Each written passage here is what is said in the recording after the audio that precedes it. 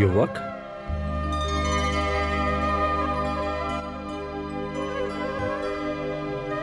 गुरुदेव, आप? सुहृदय। प्रणाम प्रभु। आयुष्मान भव। पुत्र, ये तुम्हारे दादा श्री अर्जुन हैं। हाँ, गुप्त क्षेत्र में हम अल्प समय के लिए मिले थे। प्रणाम दादाश्री। विजयी भव पौत्र। गुरुदेव, मुझे युद्ध की सूचना मिली और मैं चला आया। हाँ वत्स, युद्ध की घोषणा हो चुकी है। अब हमें अपने पक्ष की शक्ति का विस्तार करना होगा। गुरुदेव, अब आपको चिंता करने की क्या आवश्यकता है? आपका शिष्य सिद्ध क्षेत्र से सिद्धियां प्राप्त करके लौटा है। मैं अकेला ही समस्त कौरव सेना को समाप्त कर सकता हूं।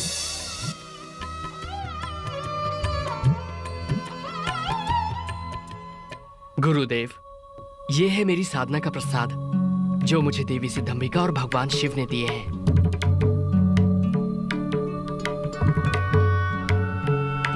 इन बाणों की विशेषता क्या है पुत्र? पहला बाण जब चलेगा तो जिन लोगों के वध की मैं कामना करूंगा, ये उन पर मृत्यु चिन्ह बना देगा। पौत्र, ये कुछ अतिशयोक्ति नहीं लगती?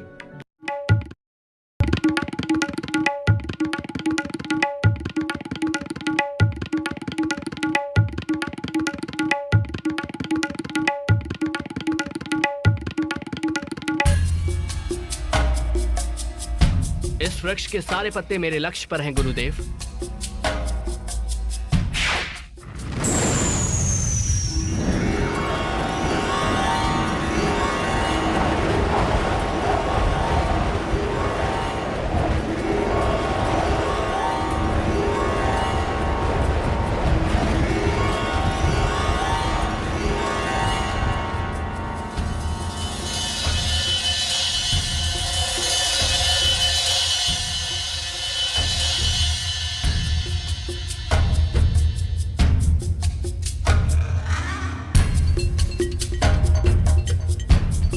गुरुदेव, पहले बाण ने अपना कार्य पूरा कर दिया।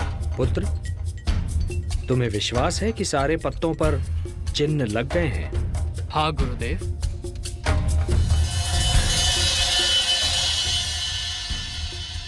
गुरुदेव, अब मेरे दूसरे बाण को छोड़ने से जितने पत्तों पर चिन्ह हैं, वो भूमि पर गिर जाएंगे। और तीसरा बाण तो प्रलय के समान है। यदि मैंने इसका प्रयोग किया तो सारी सृष्टि का विनाश हो जाएगा। मैं इसका प्रयोग कभी नहीं करूंगा। रुक जाओ पौत्र। अब मुझे पूर्ण विश्वास है कि इस महायुद्ध में हम पांडव दुर्बल नहीं हो सकते। दुर्बल तो अब कौरव लगते हैं। ऐसा मत कहिए दादाश्री, अन्यथा अनर्थ हो जाएगा। क्या अनर्थ होगा पुत्र? गुरुदेव, मैंने देवी सिद्धंबिका तथा भगवान शिव को वचन दिया है कि युद्ध में जो पक्ष कमजोर सिद्ध होगा, मैं उसकी ओर से युद्ध करूंगा।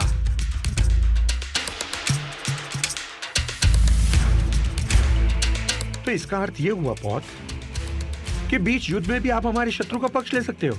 हाँ दादाश्री, यदि युद्ध में कौरव पक्ष कमजोर सिद्ध हुआ तो देवी को दिए वचन के अनुसार मुझे उनकी ओर से ही युद्ध करना पड़ेगा।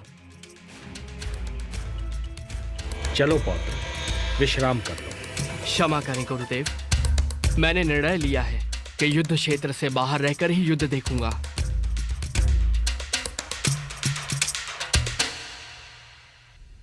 चलो पार्थ।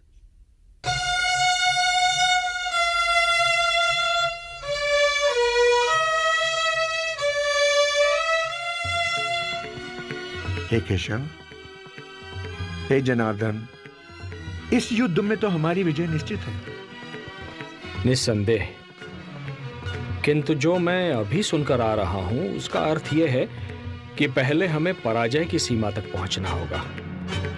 और पराजय का अर्थ है पांडवों में से 2-3 की मृत्यु और पांडव सेना का विनाश। पराजय? मैं कुछ समझा नहीं केशव। पार्थ, यदि हम कौरव सेना का नाश कर दें और विजय की ओर चलें तो बर्बरीक अपने 2 ही बाणों से अपने विजय उल्लास को पराजय में बदल देगा। तो क्या करें?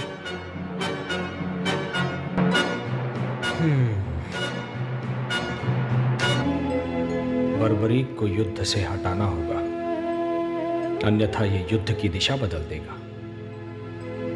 ये धर्म युद्ध है। धर्म को बचाने हेतु अब यही एक विकल्प शेष है।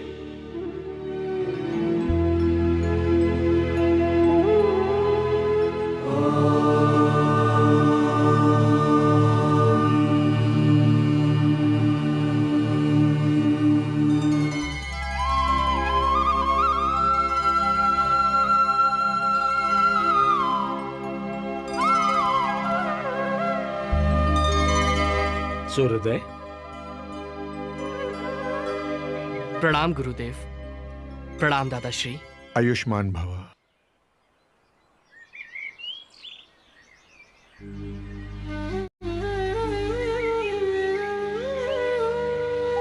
प्रभु, आप शांत क्यों हैं? क्या चिंता है आपको? पुत्र कल से युद्ध शुरू हो जाएगा। देखें, निर्णय की ओर जाता है। मेरे होते आपको चिंता करने की कोई आवश्यकता नहीं है। यदि कौरवों के पक्ष में युद्ध जाता दिखा तो मात्र 2 क्षण में ही मैं सारे योद्धाओं को समाप्त कर दूंगा। मैं तुम्हारी शक्ति से परिचित हूं पुत्र, और यह भी जानता हूं कि तुम्हारी हम में अनन्य भक्ति है। किंतु क्या प्रभु? पुत्र, आज शुक्ल फाल्गुन द्वादशी है। आज की महिमा दुगनी हो जाती है। किंतु मुझे बताइए प्रभु, मैं आपके दिए हर आदेश का पालन करूंगा। वत्स सूर्योदय, युद्ध से पूर्व चंडी एक बलि चाहती है, और बलि उसी की चढ़ाई जाएगी जो अतुलित बलशाली होगा। इसमें चिंता किस बात की है प्रभु? चिंता इस बात की है वत्स कि इस पृथ्वी पर 3 ही ऐसे वीर हैं जिनकी बलि स्वीकार होगी। मैं, तुम या अर्जुन। नारायण नारायण। केशव,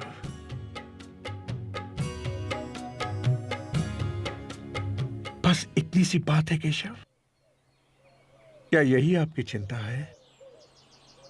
तो है जनार्दन, इस बलि के लिए मैं अपने आप को प्रस्तुत करता हूं केशव, अपने आप को।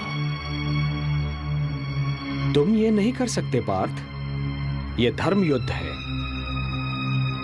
यदि एक भी पांडव कम हो जाएगा तो ये युद्ध धर्म युद्ध नहीं कहलाएगा। बस एक ही मार्ग शेष है, मैं स्वयं ही अपना बलिदान दे देता हूं। वैसे भी युद्ध ना करने की प्रतिज्ञा ली है मैंने, एक सारथी ही तो हूं तुम्हारा।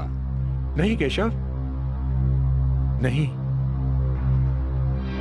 प्रभु, आप मेरे गुरु हैं, श्रेष्ठ हैं, सभी तरह से ज्येष्ठ हैं मेरे। ये अधिकार सिर्फ मेरा है, मेरा। मुझे आज्ञा दीजिए प्रभु। आपके चरणों की सौगंध खाकर कहता हूं, आपके उद्देश्य को पूरा करने के लिए मैं अपने शीश की बलि देता हूं।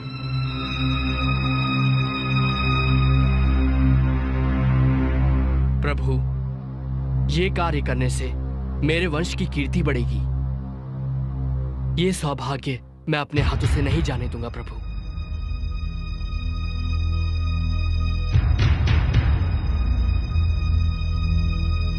सोचिए मत प्रभु, उठाइए ये शस्त्र और मेरे शीश को धड़ से अलग करके चंडी मां को बलि चढ़ाइए। मैं ऐसा नहीं कर सकता। यदि मैंने ऐसा किया तो यह बलिदान नहीं होगा, हत्या होगी।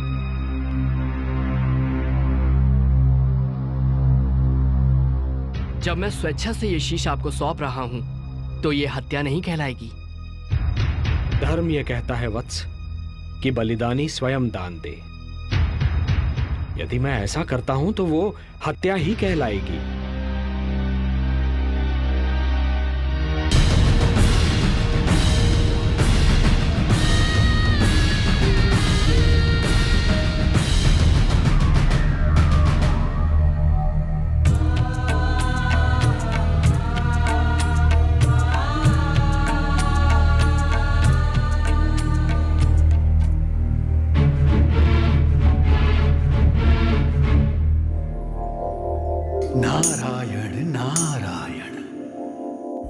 धर्मराज, घटोत्कच पुत्र बर्बरीक ने श्री कृष्ण के कहने पे अपना शीश दान कर दिया।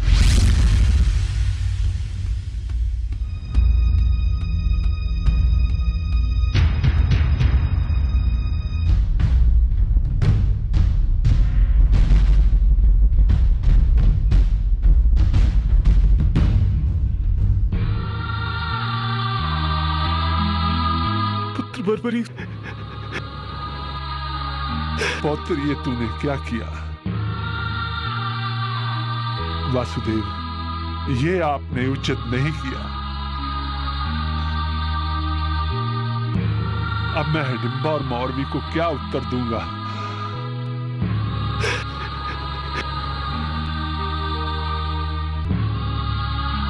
हे ईश्वर, ये तेरी कैसी लीला है? कौन सा पाप किया था मैंने? इससे तो अच्छा होता पुत्र बर्बरीक से पहले मुझे ही मृत्यु आ जाती। कम से कम ये दुख तो नहीं सहना पड़ता। ये आपने क्या किया वासुदेव? और इसके पीछे आपका क्या उद्देश्य है? बोलिए ना केशव।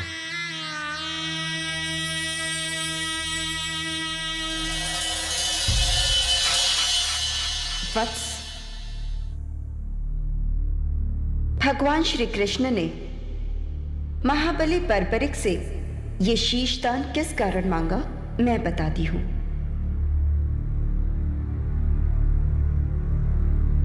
ब्रह्मदेव द्वारा घमंड करने पर इन्हें ये श्राप दिया गया कि अगले जन्म में जब पृथ्वी पर धर्म की रक्षा के लिए युद्ध होगा, तब श्री कृष्ण के द्वारा इन्हें मोक्ष प्राप्त होगा और वे ही इनकी मृत्यु का कारण बनेंगे। इसलिए इसमें श्री कृष्ण का कोई दोष नहीं। आपको श्री कृष्ण पर कोई दोष नहीं लगाना चाहिए।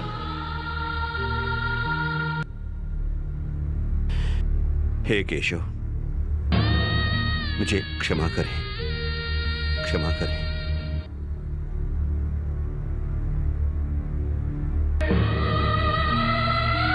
हे देवी, ये एक भक्त का शीश है। इसे अमृत से सींचो और अजरामर बना दो।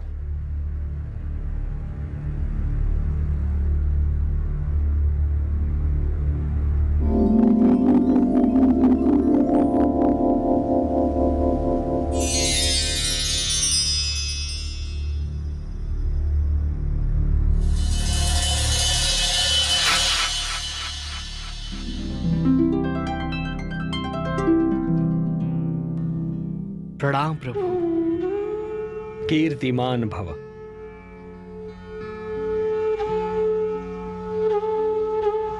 पुत्र बर्बरीक, तुम्हारे त्याग, साधना और तुम्हारे इस महान शीशदान ने तुम्हें नर से नरश्रेष्ठ बना दिया है। तुम जैसा महात्मा केवल सृष्टि के कल्याण के लिए आता है। आज मैं तुम्हें अपना वो नाम देता हूं जो माता यशोदा ने स्वयं मुझे दिया था, श्याम। नारायण नारायण। और तुम्हें मैं अपनी सारी शक्ति भी प्रदान करता हूं। कलयुग में तुम्हें लोग श्याम के नाम से पुकारेंगे। जय श्री श्याम, जय श्री श्याम, जय श्री श्याम, जय श्री श्याम। वत्स, अपनी इच्छा मुझे बताओ। हे नारायण, हे श्याम, मेरी दो इच्छाएं हैं।